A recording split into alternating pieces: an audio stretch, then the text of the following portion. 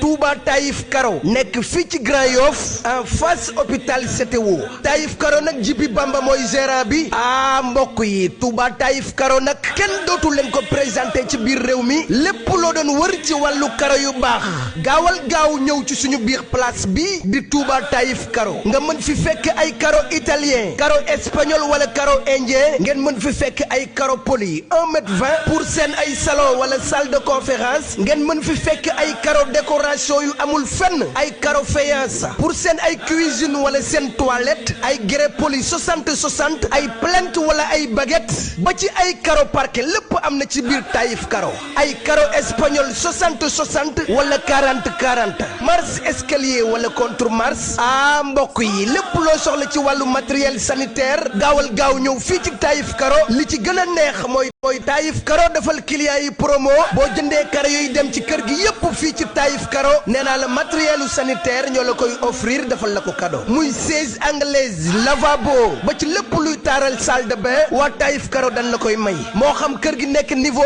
1 niveau 2 wala niveau 3 Taïf Karo nag am nañ beneen place bu nekk fii ci Cambérène sama mbokk yi yéen ñi nekk ci diaspora bi am seeni sànca fii ci Sénégal bëgg a karole seen kër ba mu mucc ayib adresse bi fii dong la ci Touba Taïf Karo gaawal jël suñu numéro téléphone 77 745 76 88 wala 76 923 33 85 ak Touba Taïf Karo ñooy number 1 ci wàllu jaay karo.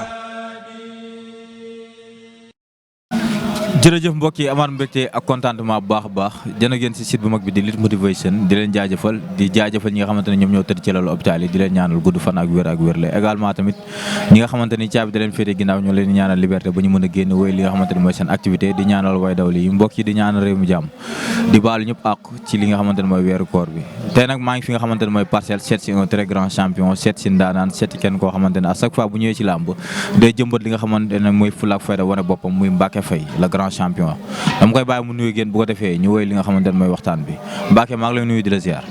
waaye Khalil maa ngi lay fay gannaaw ma sant yàlla julli si yonent bi sant suma ñaari waajur sant fi ma fekk muy Parcelles 1 ba 26 rawatina gox bi ma dëkk muy unité 12 sant suma gaay yi ma fi nekkal yëpp sant suma booy ñoom Laurent Ousseynou Mbaye xam nga suma gaay yëpp ñoom Jibi Gens Bokar suma xarit Pam Ndiago xam nga gaay yëpp daal maa ngi leen di bégee bu baax a baax di sant suma waa dëkk waa ceeb di santaat suma waa dëkk di sant waa Bawol bi yëpp waa tund Bawol bi yëpp waa Mexe Réfone Mbal mi Ceeno Tuguj Panaaj xam nga ñëpp daal maa ngi leen di sant bu baax di leen nuyu quoi di leen jox seen wàcc waay di jaale maam laay mi nga xam ne xam nga sama grand frère la yaayam moo génn àdduna waaw moom ak Cheikh maa ngi leen koy jaale bu baax a baax di leen wax di wax maire bi yàlla na ko yàlla xaare àjjana di ko jaale waa ceeb yëpp waa Bawol yëpp maa ngi leen koy jaale.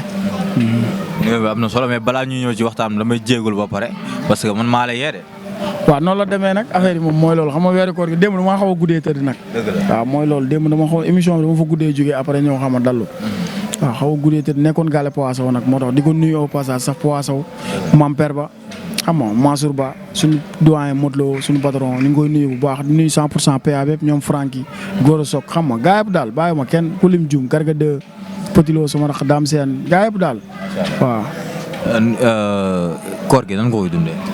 waaw koor gi comme niñ ko doon dundee rek koor gi moom mi ngi nii rek koor moom dafa neex quoi wóor ci neex na ci sportif sax dafa neex waaw parce que da nga am temps de récupération bu bari quoi. ok da ngay mën a dallu par rapport ak budul koor. waaw par rapport ak budul koor gi quoi mais budul koor moom da ngay ñëw fi xam nga temps de récupération bi du demee noonu parce que heure bi day gaaw ak yooyu noonu mais koor gi moom di nga mën a am temps de récupération bu bëree bëri guddi ba guddi ngay entraîné quoi. ok xëdd ak ndogu ban moo si daaw.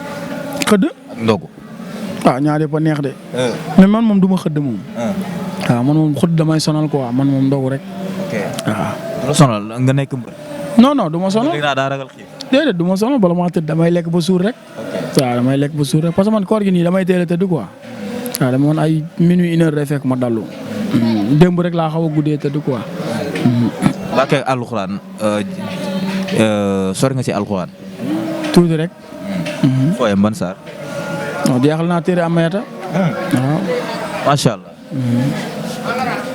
am na solo waxtaan bi mais dañuy koy wéyal ba tey gis nañ nga amoon combat si diggante ki nga xamante ne mooy Sokh bu ndaw nga def si jaloore bu rëy daan ko ñëw ci li nga xamante ne mooy préparation bi ak coow li ci nekkoon ndax yomboon. waaw yomb na yombul parce que lamb moom lépp coow la waaw lamb moom bu ci coow jeexee xam nga nekkatul lamb moom lépp coow la quoi préparé nañ ko ci ni ñu war a préparé ànd ak suñuy coach ku ci mel ne suñu coach Pambay waaw coach Souka coach Lato père Ndiouga Diouf xam nga père Ibou Diouf ñëpp ñu encadré ñu ak sama coach tamit coach Ngom maa ngi koy nuyu au passage quoi di ko saluer bu baax a baax a baax waaw préparé nañ ñu war a préparé rek ñu dem jëflante suñu borom defal ñu ndam quoi. yaa ko jëlloo woon sa bopp wala la ko jëlloo. waaw combat non damaa toog mënu ma bëree mu ñu wutal ma adversaire ba sonn mënu ma bëree moo tax ma jël ko. ok waaw. mais gisoon nga ci sama bopp tamit. mais gisoon nga ci risque yi si nekkoon nga am ci adversaire bi nga jógee daan ko ñu ne Mbacké daa war a dem ñu gisaat Mbacké jëlaat benn boy bu saf saap yooyu. waaw man li may wax chaque jour rek nee naa la man sama carrière bëgguma ñu ma koy lijjantil dama bëgg a lijjanti sama carrière man sama bopp maa ko bëgg a lijjantil sama bopp. mais buñ la koy lijjantil rek boo demee ba si kaw day lëj.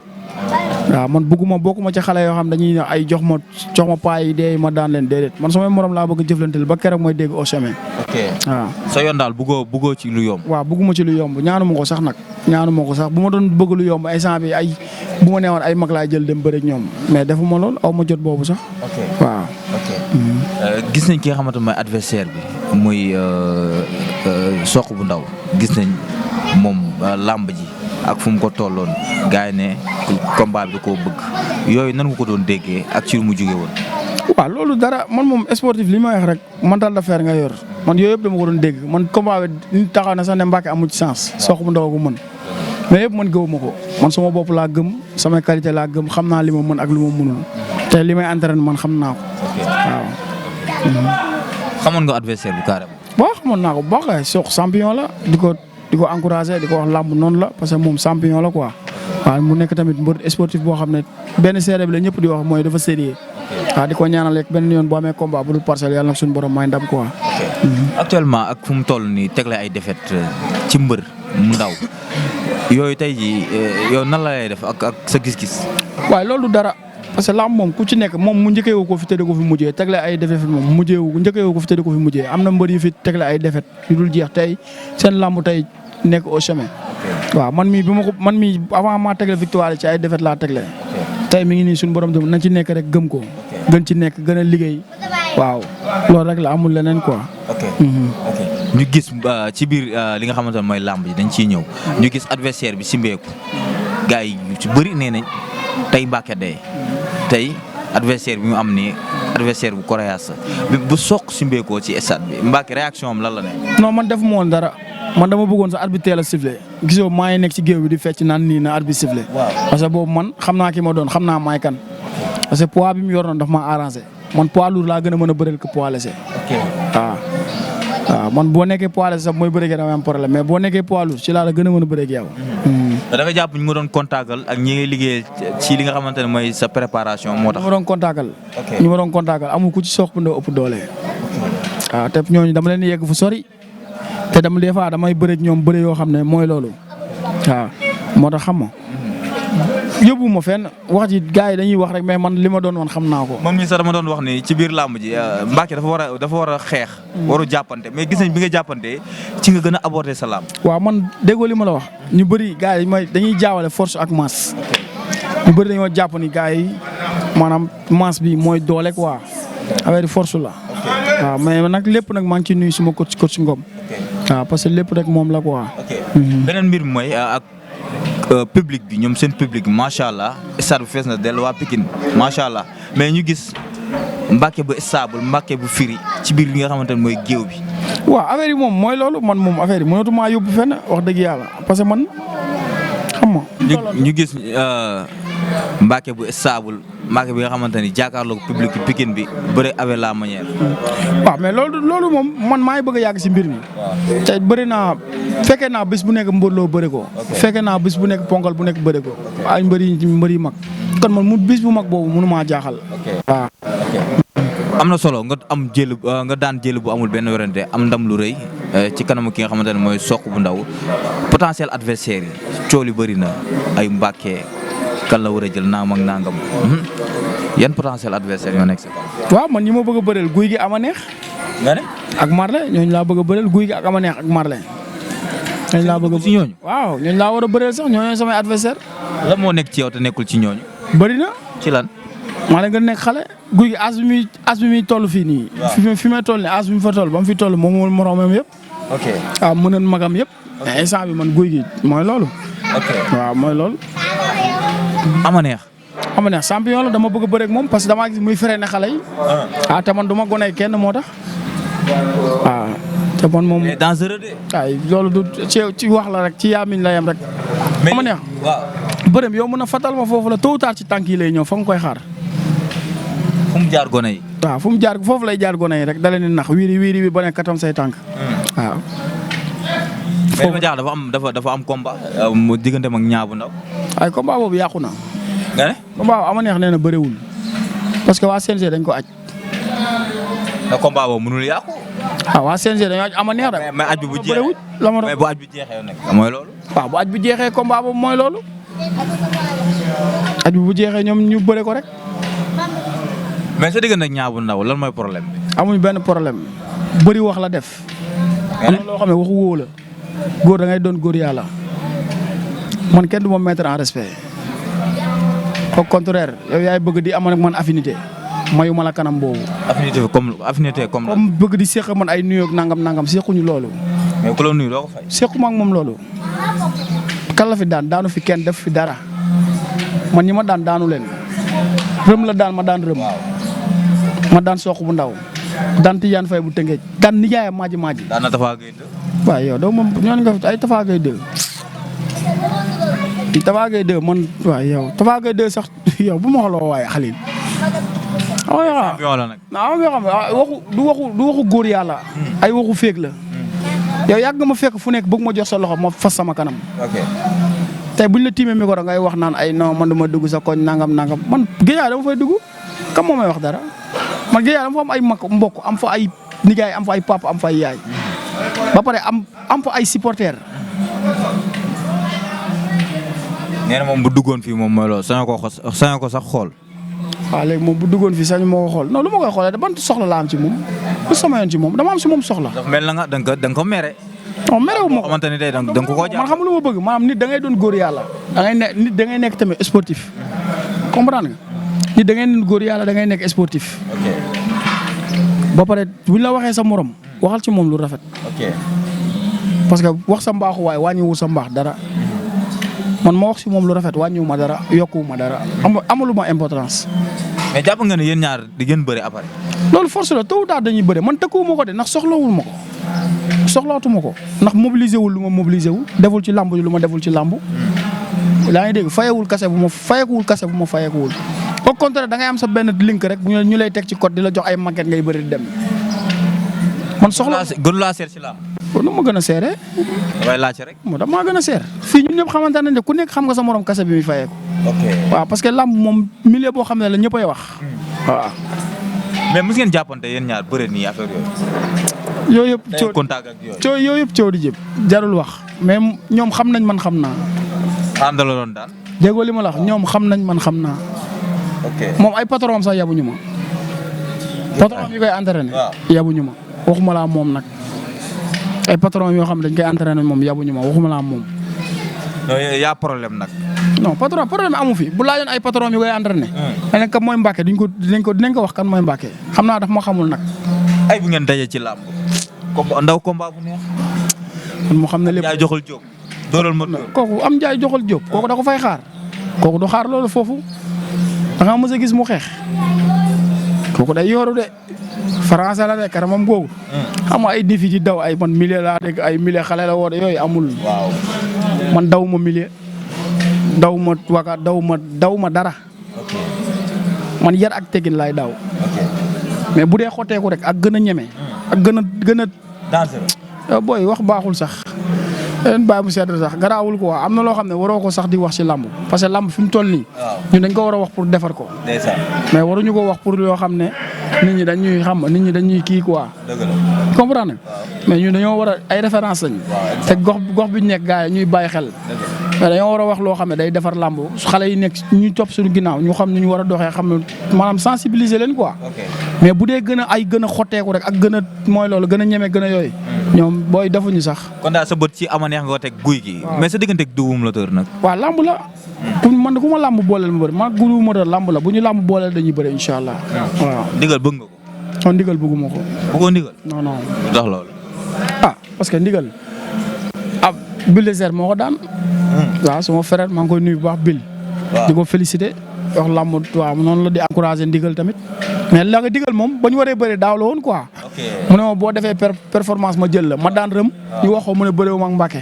instant yi làmb nag daan dem la daanu xaar comme moom daanu na day xaar. man daan naa damay dem.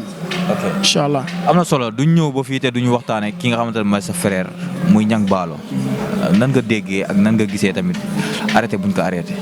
waaw mu doon lu mu métti rek mu doon loo xam ne lu métti la parce que Niang moom mérité wul loolu quoi am Niang xolam moo koy tooñ chaque jour. waaw xol bu rafetam moo koy tooñ chaque jour daa juum rek nekk xale juum mais di wax gars yi rek nañ ci xëpp ndox bu sedd nañ ci jàppale. parce que tamit xam nga xale bu waroon dem musul voyage yi mooy premier voyage am dem ba aéroport xam nga ñu dëpp ko loolu dafa métti mais di ko ñaanal yàlla rek Niang man li ma koy ñaanal la Niang yàlla na ko yàlla fay xolam. waaw Niang moom bu ko yàlla fayee xolam man Niang sama combat bi dañuy ànd ma ak moom di dem ci ay kilifa fuñ dem Niang mooy fay. barke alxuraan fuñ dem Niang mooy fay yëkkati xaalisam fay te dafa jël avance ma jël avance. mais fuñ dem Niang mooy fay Niang mosuñu ànd dara ma yëkkati sama xaalis def mu ne ma da nga koy def déedéet dañuy ànd si kilifa sax mu bokkal ma xaalis sama jox ko. otoom noonu otoom la ñuy jël mooy sol essence mooy def lépp ñu dem ba ci àll bi waaw loolu benn du ñaar du ñett maa ngi moom ànd nañ ko waaw. mais boo déggee gars yi naan amuñu encadrement xam nga mooy loolu booy dañuy def la leen neex. succès beeg tax gis nga li koy wax du moment bi lañ ko war a waxee. ok man d'accord naa nit nga critiqué wu. parce que jumte day am. mais du moment bi quoi moment bi mooy maanaam dañ leen war a ñaanal fi ñu nekk ñu génn fa. ba pare maanaam waxtaan ci kii quoi waxtaan ak kilifa yi xam nga am na ñu war a waxee am na ñu war a communiquer ba gars yi baal leen ñu jégal leen buñ paree nag après nga taaj leen waxtaan ak ñoom. sensibiliser leen ne leen da leen doxee ni da leen waxee ne waaw parce que bii mooy c'est la première fois Niang Ballo moom bii mooy première fois mu am lii. Pokola tamit xam nga ñu koy sunu frère la ñoo bokk làmb ji dañ koy ñaanal yàlla xam nga suñu borom génnee ko parce que gars yi jarul ñuy wax di xas booy yi. dëgg la booy yi gars yi ñu ngi ne affaire la xale moo ñu jàpp rek ñun ñëpp. waaw léeg-léeg mais moo ñu jàpp nag mais xam nga ñun ñëpp kenn bonu si Pokola bonul Niang Ballo nit ku bon parce que Pokola ñaata doomu aadama la ñuy ànd ak moom mu leen di génnee ci yooyu noonu Niang Ballo ñaata doomu aadama ñooy ànd ak ñoom Niang Ballo man sama bët moo may man yu bëri Niang Ballo moo ko dindi ci booy Cambérène koñ bi mu dëkk yu bëri booy Niang Ballo moo ko dindi si ñoom waaw kon tamit xam nga am na yoo xam ne xam nga naa sul quoi gars yi bu ma sañoon ñu am neneen ñu communiquer pas ay xam nga di leen wax ñoo xam ne day gën a aggraver affaire yi waaw. Modou Lo anam. Modou Lo mi ngi fi. bu lu wax bëreegul jëlul combat. loolu instant yi day noppalu Modou instant yi boo bëggee Modou 3 ans xaw ma 2 ans yoo xam noppaluwul 3 combats yi mu bëree yëpp daa métti ci 2 ans. affaire bi lamb boo ko toppee da ngay dem bu fenn instant doo am vie de famille ñun ñoo war a topp loolu.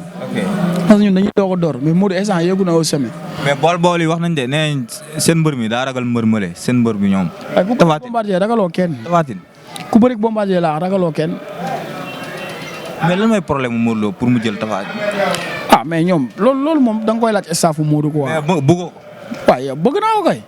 Modou bëri Tapha Tine loolu kay lu neex la Modou Tapha Tine rek la fi dese.